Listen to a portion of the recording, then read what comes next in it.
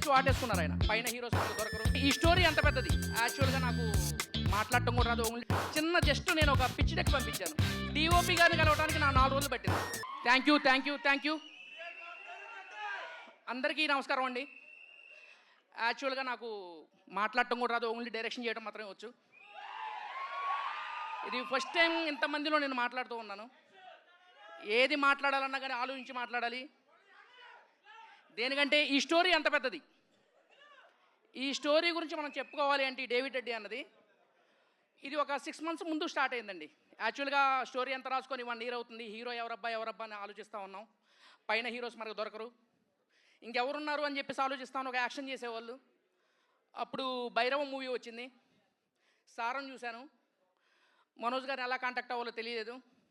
రామ్ అని ఒక పర్సన్ ఉన్నాడు. అతను ఇట్లా మనోజ్ అన్న కలవాలనుకుంటున్నాను అని చెప్పేసి అన్నాను.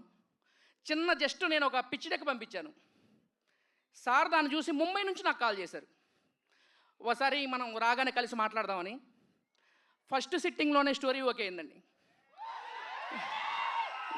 నేను అనుకున్నాను మామూలుగా స్టోరీ ఓకే అన్నారు, సార్ ఓకే అన్నారు, ప్రొడ్యూసర్లు కూడా ఉన్నారు. ఇప్పుడు మనకి దీన్ని ఈ సార్ని మోయగలే టెక్నీషియన్స్ ఎవరున్నారని ఆలోచించాను. అప్పుడే ఫిక్స్ అయ్యాను నేను. మామూలుగా కేజీఎఫ్ మూవీకి సంబంధించిన మన రవి బసూర్ గారు అయితే నేను సూటబుల్ అని చెప్పేసి సార్ని అంటే ఒప్పించగలిగాను, సబ్జెక్ట్ చెప్పగలిగాను. మరి మనకి రవి బసూర్ గారు ఒప్పుకుంటారు లేరు అని చెప్పేసి అనుకున్నాను. ఆ సార్ దగ్గర కూడా ఫస్ట్ సిట్టింగ్లోనే ఓకే అయిందండి.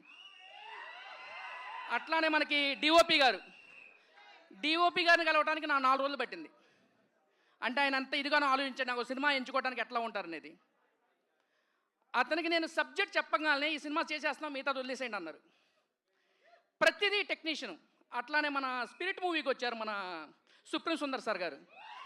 అరే సుప్రీం సుందర్ సార్ ఉన్నారు, ఆయన స్పిరిట్కి చేస్తున్నాడు, యానిమల్కి చేస్తున్నారు. అట్లా మన సినిమాకి మనం వెళ్ళి ఏం చెప్పాలని ఆలోచించాం. ఫస్ట్ కథ చెప్పగా లేచి వాటేసుకున్నారు ఆయన.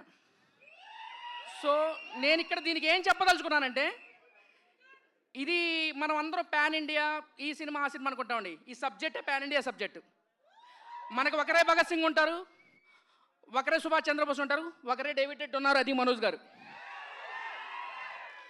మీరు కళ్ళలో కూడా ఊహించుకొని ఉంటారండి. ఇది మాత్రం చెప్పగలుగుతాను.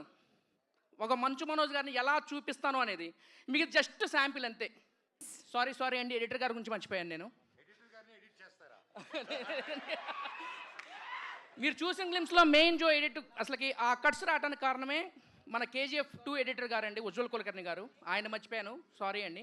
At the same time first look ఎప్పుడైతే మనం రీచ్ చేసామో డేవిడ్ రెడ్డి అని చెప్పేసి ఒక ఆర్ట్ ఫామ్లో, అది శేషబ్రహ్మం గారు అని చెప్పేసి మన దానికి కాన్సెప్ట్ ఆర్టిస్ట్గా చేస్తున్నారు సార్.